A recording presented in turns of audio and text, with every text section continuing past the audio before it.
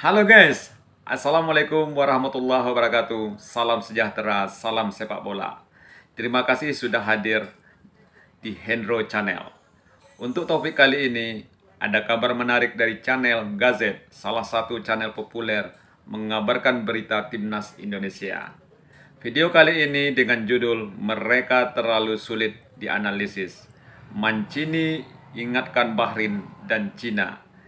Indo lebih berbahaya saat awai. Ayo sama-sama kita simak video ini selengkapnya. Ini salah satu channel favorit saya ya, yang memberitakan tentang perkembangan sepak bola Indonesia. Ayo sama-sama kita simak ya.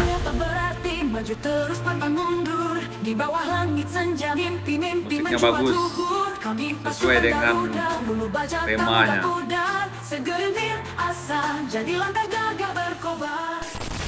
Perjalanan Timnas Indonesia menuju Piala Dunia memang nggak mudah. Sebab di round 3 ini, kita tentu tahu kalau tim Garuda mesti melawan tim-tim yang secara pengalaman jauh lebih unggul. Terutama ya jelas Jepang, Australia, dan Arab Saudi, yang mana ketiganya adalah tim langganan Piala Dunia. Meskipun begitu, 2 poin hasil dari laga melawan Arab dan Australia dirasa menjadi bukti kalau Indonesia bisa kok memberikan perlawanan berarti. Nah, di satu sisi, baik Bahrain ataupun China, kayaknya yakin banget bisa ngalahin Indonesia. Faktor tuan rumah plus perbedaan ranking menjadi dasar dua negara tersebut meyakini itu.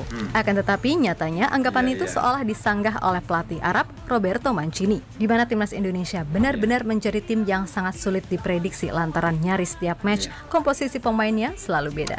Gak cuma itu aja, berkaca dari yang sudah-sudah, fakta membuktikan kalau timnas Indonesia nyatanya malah bisa jadi lebih berbahaya ketika main away. Itulah mengapa Mancini memberikan peringatan agar Bahrain serta China gak menganggap laga melawan Indonesia akan berlangsung mudah, walaupun mereka udah mensiasati segala hal yang akan dilakukan di kandang sendiri.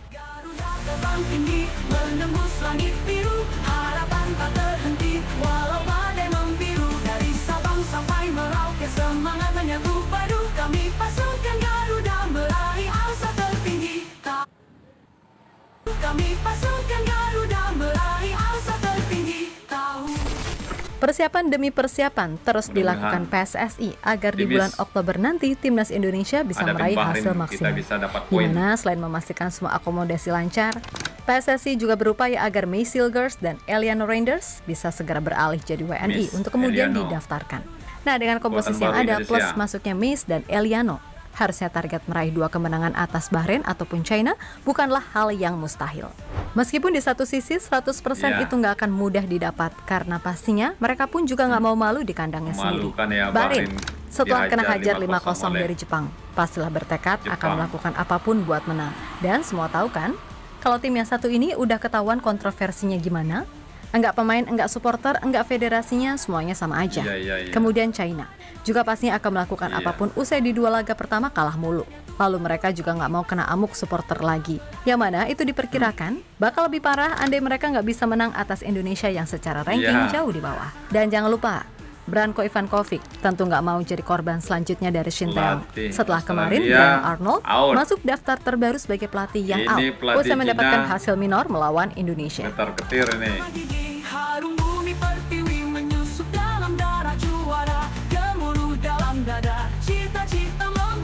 Ya, kita tentu berharap timnas Indonesia di saat awal nanti mendapatkan 3 poin ya, teman-teman semua ya. Sama-sama kita doa dan sama-sama kita saksikan.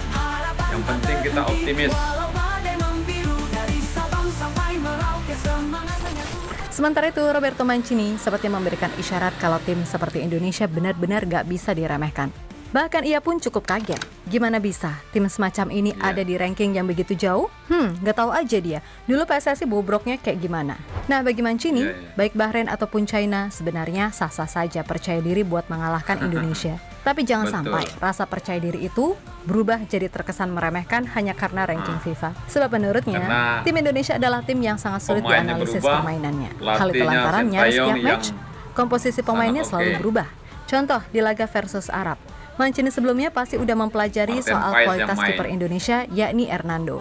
Tapi tiba-tiba, Martin Paes yang tampil, di mana kiper FC Dallas tersebut pada akhirnya mampu menjadi benteng kokoh yang begitu sulit ditembus. Nah, sedangkan di bulan Oktober nanti, timnas Indonesia 99% akan kedatangan dua pemain baru lagi, yakni Michelle Gers dan Eliano. Mungkin jika Bahrain dan China udah mempelajari cara pemain belakang Indonesia bertahan, pastilah masuknya Michelle Gers akan membuat segalanya berubah lagi. Apalagi Eliano, yang kita tahu selain kiper, ini pemain bisa main di mana aja. Jadi pastinya entah Bahrain atau China, belum tahu nih si Eliano bakal berperan kayak gimana di skema Shin Taeyong. Di tanggal 10 nanti Oktober, Indonesia hadapi Bahrain.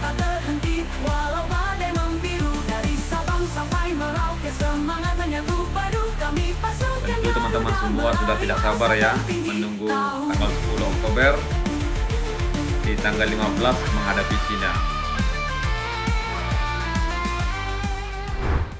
Lebih lanjut, jika berkaca pada match-match timnas Indonesia, kebanyakan tim Garuda justru akan lebih bisa main bagus saat main di luar negeri. Contohnya ya, pas Piala Asia baik senior ataupun U23 yang mayoritas pemainnya ini juga sih terlihat jelas kalau permainan timnas Indonesia begitu smooth dan cair. Kemudian saat bersua Vietnam, di GBK kita tahu sendiri kan gimana mainnya. Tapi pas di Midin Stadium yang katanya angker itu, beneran diajar 3-0 dong Nguyen lewat permainan yang bagus. Lalu yang terbaru deh, saat melawan Arab, meskipun main di suhu yang terbilang panas banget, karena 35+++ kering, aliran bola para pemain Garuda jauh berbeda saat main di kandang melawan Australia. Ya emang sih masalahnya ada di striker, tapi yang kita bahas adalah cara bermain. Masalah gol atau enggak itu dua hal yang berbeda. Nah, dari segala analisis yang masuk, kenapa timnas Indonesia bisa jauh lebih bagus saat away? Ya, pertama, minimnya tekanan dari media ataupun supporter. Kedua, jelas 100% soal kualitas rumput. Karena di sistem Shin Taeyong, permainan Indonesia yang mengandalkan fast counter, butuh yang namanya rumput bagus. Kalau rumputnya jelek, jangankan dribble, wong passing aja harus effort lebih, kasarannya seperti itu. Jadi dilihat dari segala hal yang ada, wajar jika Mancini menilai kalau Bahrain sama China nggak boleh sombong dan meremehkan Indonesia hanya karena mereka tuan rumah. Ya, dengan berita ini salah satu menyampaikan kepada kita bahwasanya Indonesia itu bisa menghadapi Bahrain dan China nantinya. Tapi jangan lupa like dan subscribe ya. Kita tentu sudah tidak sabar menunggu pertandingan timnas Indonesia ke depannya.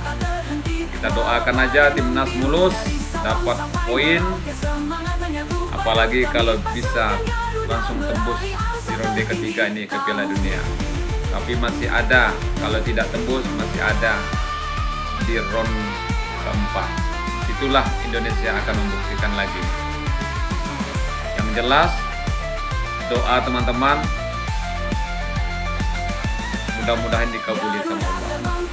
Dan pengen teman-teman sekarang apa di ronde 3 ini kita langsung lolos atau di ronde keempat baru kita lolos? Ayo silahkan komen di kolom komentar. Ya pokoknya segala hal yang terjadi semoga saja Indonesia bisa sapu bersih saat bersua Bahrain dan China. Memang sulit, tapi pasti bisa kok, kami yakin itu.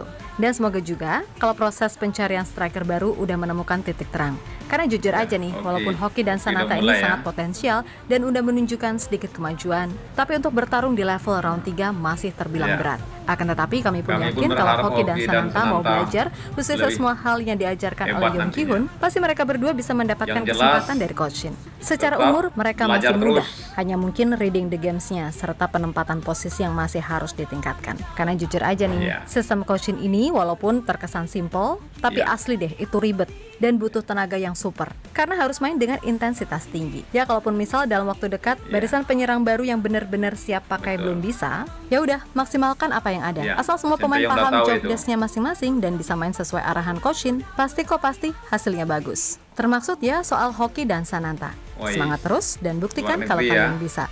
Syukur-syukur mau abort sih, itu malah lebih bagus. Oke?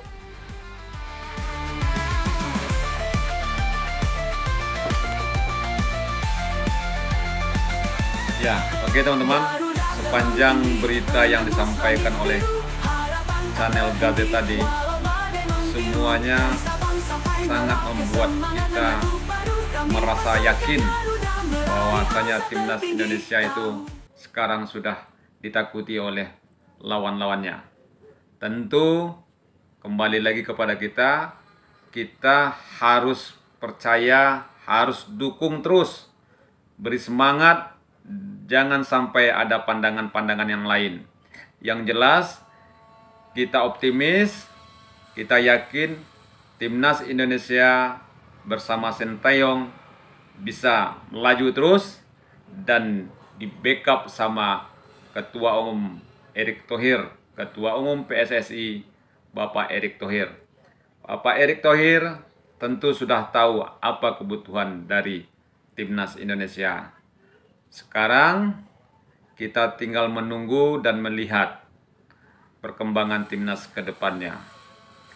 Oke teman-teman, sebelum kita selesaikan video ini, jangan lupa like dan subscribe ya, dan silahkan tinggalkan komennya di kolom komentar. Sampai jumpa dan tunggu video selanjutnya. Terima kasih. Wassalam.